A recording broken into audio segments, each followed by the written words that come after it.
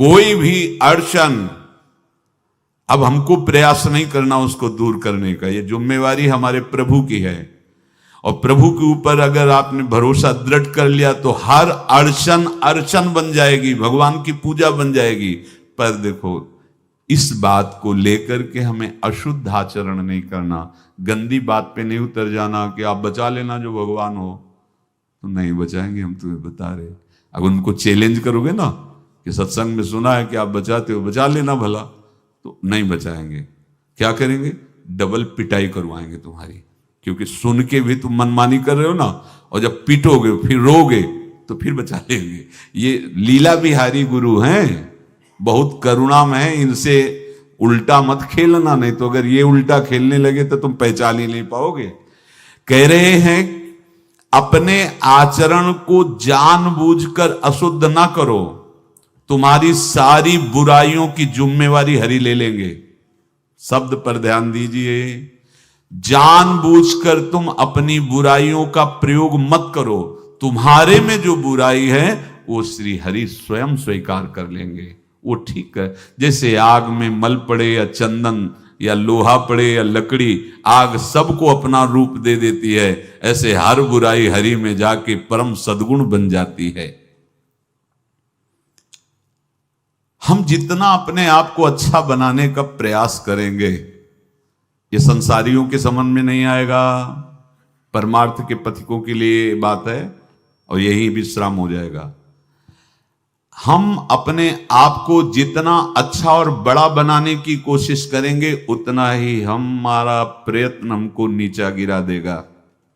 यदि हम अपने को भगवान के आश्रित कर करके उनके नाम का जप और उनकी आज्ञा पे चले तो इतने अच्छे बन जाओगे, बिस्तरे सब जग विमल कीरति साधु संगति नाटर है। इतने महान बन जाओगे कि विश्व आत्मा भगवान जब हृदय से लगा लिए तो जा पर कृपा राम की हुई, ता पर कृपा करे सब कोई। स्वामी का प्रभाव दास में आ जाता है। अरे एक साधारण कीड़ा, भृंगी अपना प्रभाव दूसरे कीड़े पर डालकर उसे भृंगी बना देता है, तो भगवान का नाम गुण रूप लीला धाम तुम्हें ये नहीं प्रदान कर देगा? भगवद आश्रय लेते ही जिसके भय और विषाद नाम जप से नष्ट हो गए, नाम जप और सत्संग से, उसके हृदय में ऐश्वर्य भगवान का प्रकट होता है। तो बाह्य और आंतरिक दोनों वो ऐश्वर्यवान होता है। ज्ञान, विद्या, श्री, कीर्ति, शक्ति, सौंदर्य, माधुर्य ये प्रकाशित होने लगता है।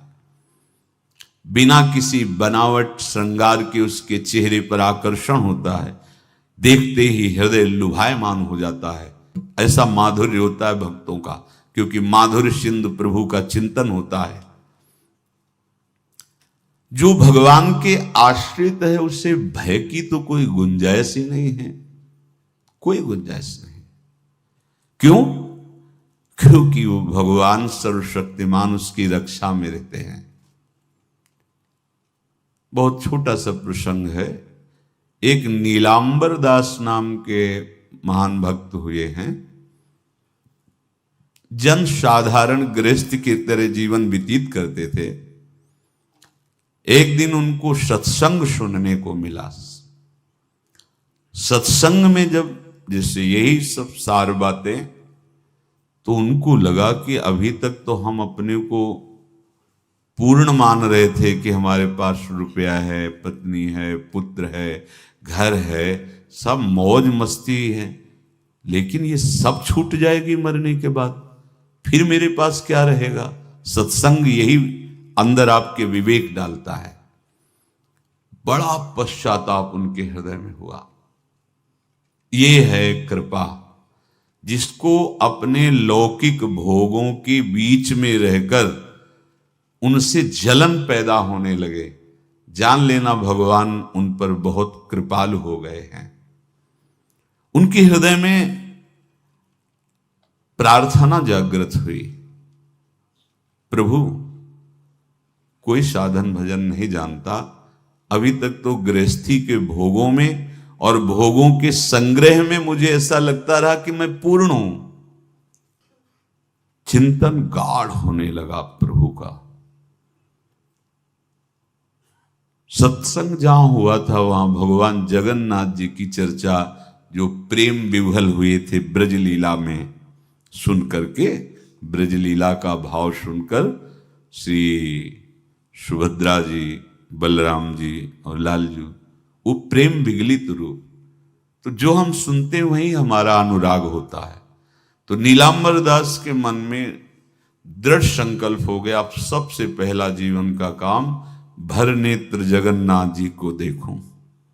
जगन्नाथा स्वामी नयन पथगामी भवत में एकांत में बैठ के बहुत रोना आया कि प्रभु बहुत दूर हो, ये उत्तर प्रांत की बात है और आप बहुत दूर हो, कैसे मुझे सामर्थ्य दो कि मैं इस ग्रह रूपी बेड़ियों को तोड़कर निकल पड़ूं, मोह रूपी हथकड़ियों को तोड़कर निकल पड़ूं। ऐसा ही हुआ। जब कोई सच्ची चाह हृदय में प्रकट कर लेता है तो मंजिल दूर नहीं लगती, चाहे जितना दूर हो। कुछ अर्थ लिया और अपने परिवार से प्रार्थना की, बच्चे सयाने थे, कि ये सब वैभव आप लोग देखो, अब मैं किसी योग्य नहीं रह गया, अब जब तक जगन्नाथ जी को भर नेत्र नहीं देख लूंगा तब तक अब जीने की आशा नहीं। तो घर वालों ने भी देख लिया था कि अगर ये सुखी रहे जगन्नाथ जी को देखकर तो ये हालत इनकी ऐसी देखी नहीं जाती, न खाना न पीना, कुछ अच्छा न लगना। सबने अनुमति दे दी, झोली में कुछ अर्थ रख दिया, बोले भाग पड़े, जैसे बहुत समय से बिछुड़ा हुआ कोई अपने प्राण प्रिय से मिलने के लिए। ना खाने की चिंता, ना पीने की चिंता, ना मार्ग की थकावट, बस नेत्रों में उत्साह भरा हुआ है। कब ऐसा होगा कि जगत के नाथ को मैं अपने भर नेत्र देखूं। जगन्नाथा स्वामी नयन पथगामी भोज, कैसे बस चिंतन में जगन्नाथ। जब कोई सतमार्ग में चलता है तो विघ्न पे विघ्न आना प्रारंभ हो जाते हैं। क्यों विघ्न? क्योंकि हमारे कुछ पूर्व पाप होते हैं जिनको भस्म होना अनिवार्य है। जैसे आप कल श्री गोपाल चरवाहे का चरित्र सुना कि 27 दिन क्यों इंतजार करवाया भगवान ने। विरहाग्नि में अनंत जन्मों के सब पाप भस्म हो गए, निर्मल शुद्ध बुद्ध परमात्मा स्वरूप हो गया। भारी थकावट शरीर में, नदियां पड़ती, नाले पड़ते हैं, कष्ट सहते हुए। अब जब विशाल भागीरथी के तट पर तो तैरना आता नहीं था, संध्या का समय हो गया था। विचार किया कि रात भर यहां रुकना मेरे बस की बात नहीं। चैन नहीं हृदय, चैन नहीं होता हृदय में। जब वो लगन लगती है ना, लगन का काम ही होता है अगन, उसको कुछ सुहाई नहीं देता। जब हृदय में लगन लग जाती कुछ सुहाई नहीं देता। जिस पर हो तुम रीझते क्या देते यदुवीर, रोना शिशकना तड़पना आहों की जागीर, ये संपत्ति मिलती है। रोने लगे, प्रभु आप तो बहुत समुद्र पार करने वाले हैं, इस गंगा नदी को कैसे हम पार कर पाए, और हम रुकेंगे नहीं। अब चाहे प्राण चले जाए, तैरना तो आता नहीं, मैं पार जरूर होऊंगा। इतने में देखा एक नाविक मछुआरा मछली, वो बहुत ही दुष्ट स्वभाव का था। उस दिन उसको मछलियां मिली भी नहीं थी। इनको रोते हुए देखा तो नाव किनारे लाया। पार चलना चाहते हो? बोले हाँ। तुम्हारी झोली में कुछ है कि केवल हाँ ही कहो? बोले नहीं, परिवार वालों ने कुछ डाला, अभी देखा तो नहीं। दिखाया तो उसमें कुछ मुद्राएं, पहले स्वर्ण मुद्राएं आदि। वो प्रसन्न हुआ और मीठी मीठी बातें करके नाव में बैठा। आओ आओ। भक्त को कोई संशय और भ्रम नहीं होता। और वो कपटी आदमी, उसने विचार किया कि अगर इसको छीन कर पार कर देंगे तो ये राज कर्मचारियों को सूचना देगा, फिर हम बांधे जाएंगे। तो इसे बीच धारा में ले जाकर गला दबा के मार देते हैं और इसकी संपत्ति ले लेते हैं। कौन जानेगा, गंगा के प्रवाह में बह जाएगा, पक्का निश्चय।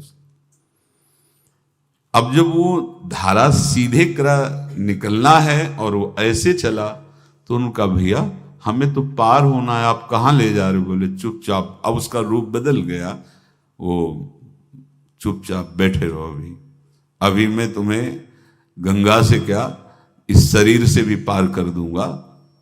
वो समझ गए कि शायद अब इस जन्म में जगन्नाथ के दर्शन संभव नहीं, क्योंकि ये मारेगा, हाथ में डांड है, अगर उसी से प्रहार करेगा तो एकदम आर्थ हुए कि प्रभु मरने का तो भय नहीं है, पर यदि आपको भरने तो देख लेते फिर मारे जाते तो अच्छा था। ये आशा लेकर के मैं मरना नहीं चाहता, एक बार मैं आपको देखना चाहता हूं। भय बिल्कुल नहीं हुआ, भय विषाद भक्त को नहीं होता। देर लगी क्या, एक राज कर्मचारी की आवाज आए, ए नाविक तुरंत इधर नाव लाओ। और उस समय धनुष बाण चलते थे, तो उसने शीघ्रता की और दूर ले जाने के लिए तुरंत बाण संधान किया और कहा समझ ले अचूक निशाना है, एक में ही तो ढेर हो जाएगा, पहले वापस नाव लाओ। अब वो घबरा गया, वापस नाव लाए। तेरे मन में क्या विचार चल रहा है? तू इसको मारना चाहता है? अगर तुझे बचना है तो मेरे देखते देखते उस पार पहुंचा और इनको प्रणाम कर।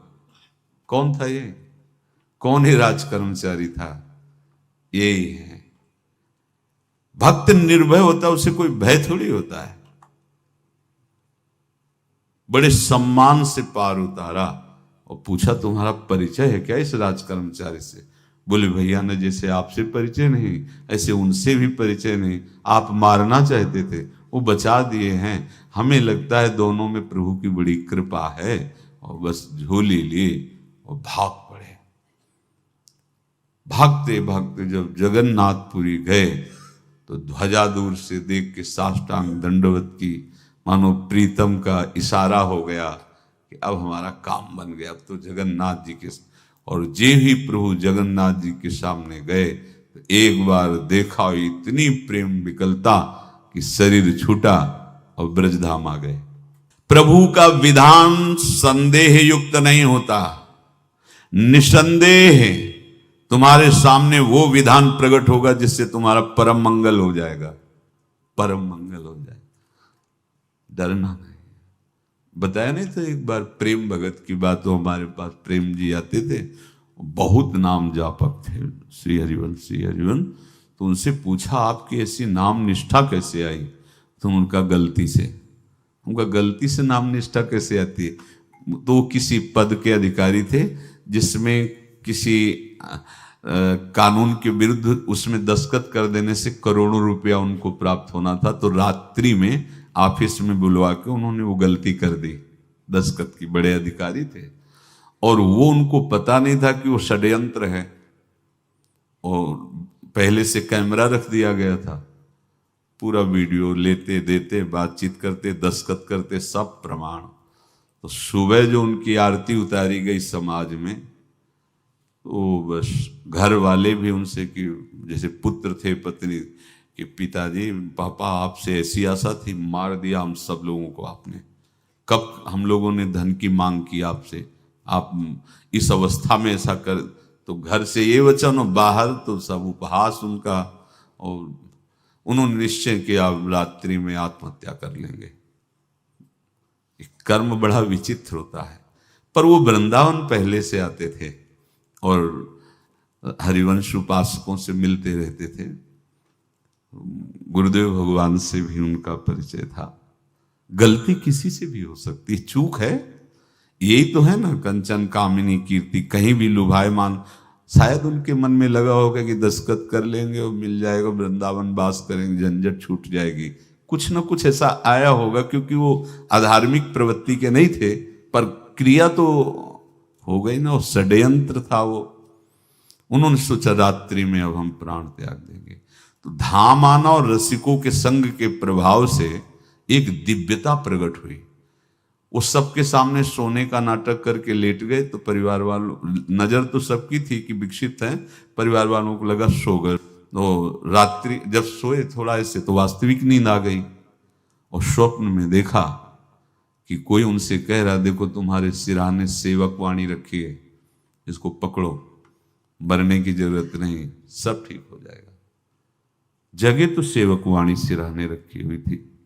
जैसे एक भक्त को तुलसी दल नामक ग्रंथ सिरहाने रखा, अरे अलौकिक शक्ति संपन्न भगवान और भगवान के पार्षद हैं, बस सब बात हट गई और उनकी जिह्वा और उनके मन ने, जैसे ना मरने वाले को प्राण मिल जाए कि भाई प्राण रक्षा, ऐसा को श्री हरिवंश हमारे रसिक समाज में जब वो आते थे उनका अच्छा सम्मान होता था। तेजों में चेहरा हुए वृद्ध शरीर, श्री हरिवंश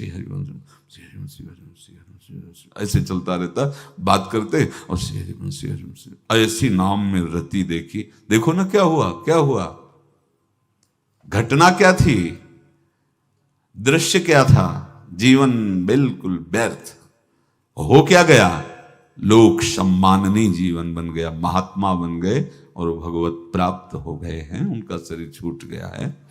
तो यहां कह रहे हैं कि तुम्हें किसी भी हेतु से अपनी चिंता नहीं अब करनी। प्रभु का विधान निसंदेह परम कल्याण में होता है, तुम्हें संदेह नहीं करना।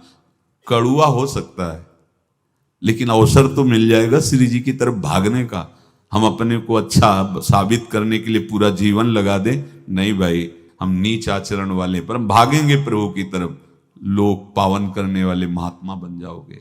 सतरति शाह लोकांत, इसको बैठा लो, जीवन में काम आएगी, ये वस्तु काम आएगी, क्योंकि विपक्ष जोरदार है, माया कोई साधारण नहीं है।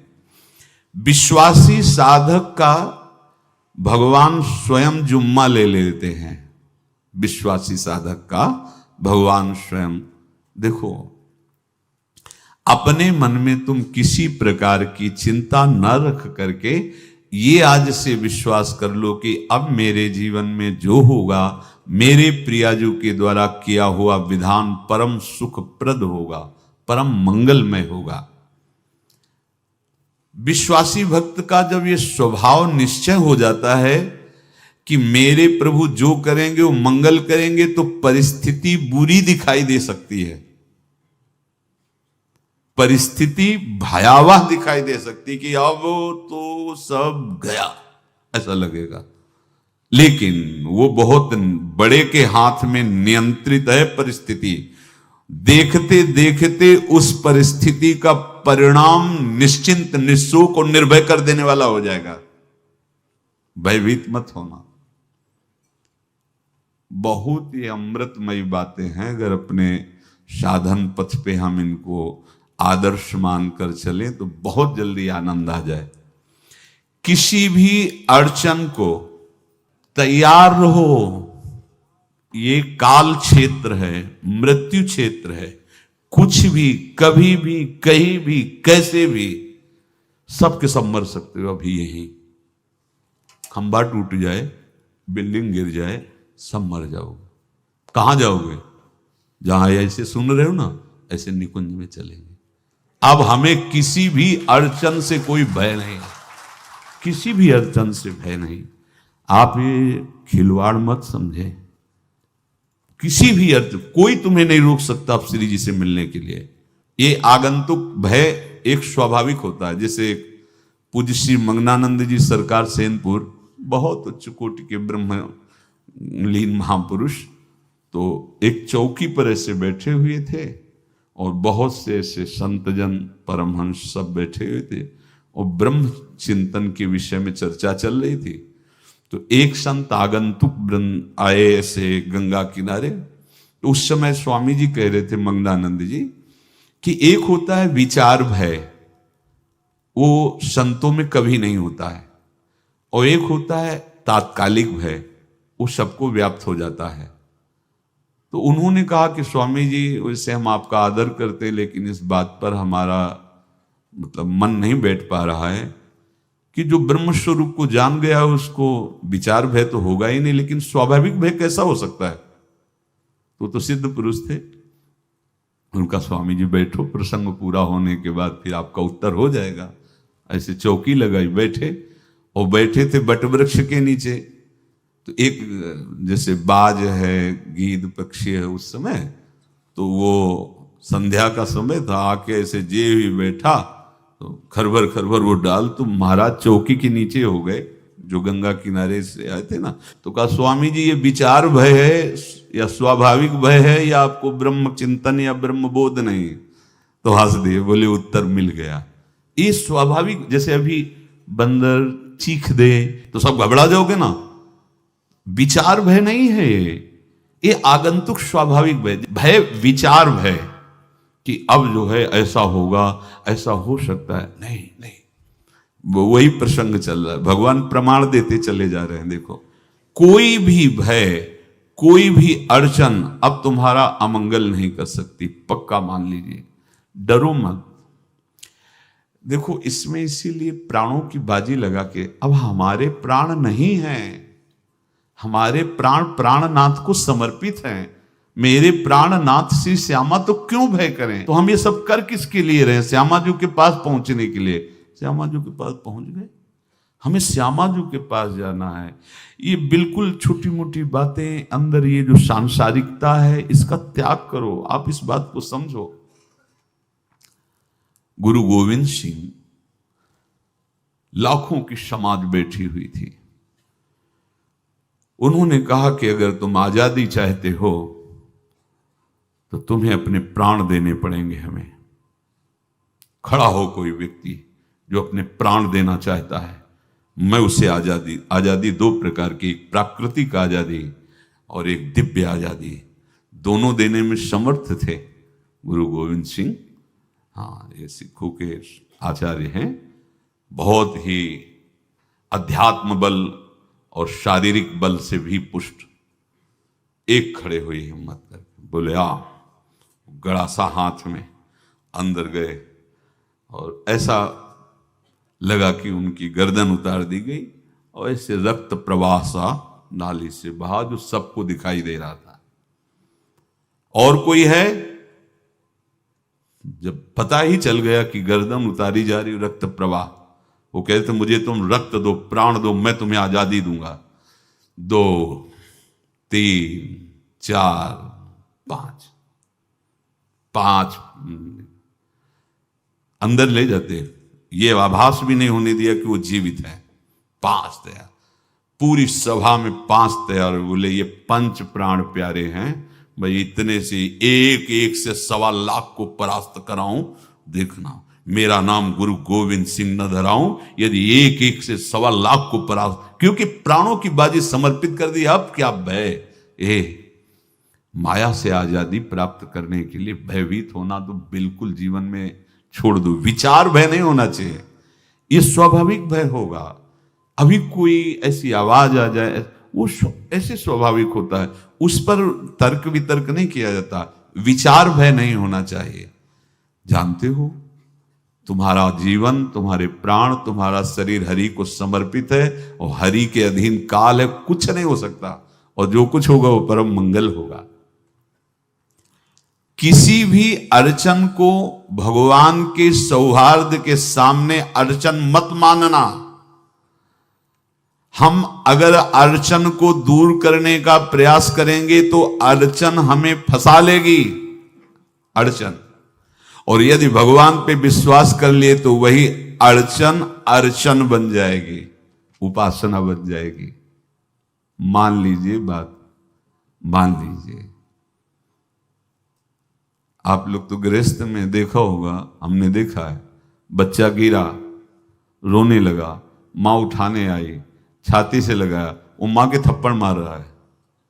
यद्यपि वो कुछ जानता नहीं, पर भाव जब उसके देखे, बलिहार है इस वात्सल्य की, बलिहार है, ये माँ को मार के कह रहा है, थप्पड़ मार के, अब तू छाती से लगा रही, जब गिरा और चोट लगी तब तू कहाँ थी, क्यों ले उठाया?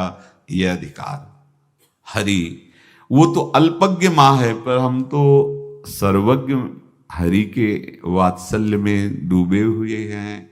हमको तो भय बिल्कुल नहीं होना चाहिए। पूज्य श्री सूरदास जी के शब्दों में मानो नीलांबर दास जी की ही प्रार्थना हृदय से प्रकट हो रही। कह रहे हैं, कृपा अब कीजिए बलि जाऊं। मुझे पता नहीं था, मैं मोह निद्रा में ऐसा सो रहा था कि नाना प्रकार के स्वप्न देखकर राजी हो रहा था। संत सत्संग मिला तो मुझे पता चला ये तो जो कुछ भी है सब व्यर्थ है। ये मकान, ये परिवार, ये धन, ये वैभव, ये पद प्रतिष्ठा, ये केवल चंद मिनट की चांदनी है। जब यमदूत आएंगे, मारेंगे, पिटाई करेंगे, नरक ले जाएंगे, तब कोई कौन साथ देगा? साथ में जाने वाला तो कुछ नहीं है। सत्संग में भगवान के चरणों का आश्रय सुना तो कह रहे कृपा अब कीजिए बलि जाऊं, बलिहारी जाऊं प्रभु, अब तो कृपा कर दो। कृपा तो हो चुकी है। होए विवेक मोह भ्रम भागा। कहां से विवेक आया?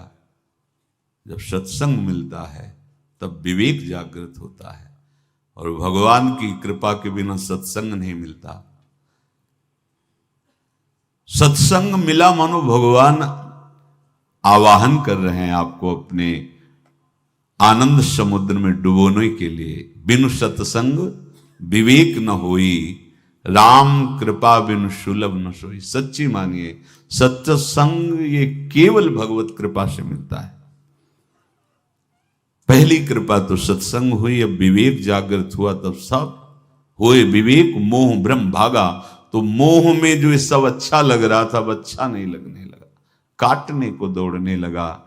सबका प्यार, सबकी वस्तुएं, सब वैभव सम्मान, सब झूठा, सच्ची झूठा। फसाओ। प्रार्थना हृदय से निकली, कृपा अब कीजिए बलि जाऊं, नाहिन मेरे और को बल, चरण कमल बिन ठाऊं, कृपा अब कीजिए बलि जाऊं, बलिहारी जाऊं प्रभु, अब तो कृपा कर दो। मेरे में कोई बल नहीं है, कोई साधन बल, तपस्या बल, योग बल, ज्ञान बल, कोई बल नहीं। बस हृदय से मैं आपके चरणों का आश्रय लेता हूं। वैसे तो अगर हम अपने मुख से अपना परिचय दें तो हों असौच, अकृत, अपराधी, सन्मुख होत लजाऊं,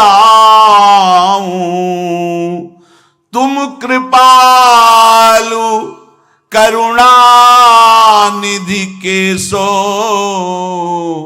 सुना है अधम उदाहरण नाऊं, कृपा अब कीजिए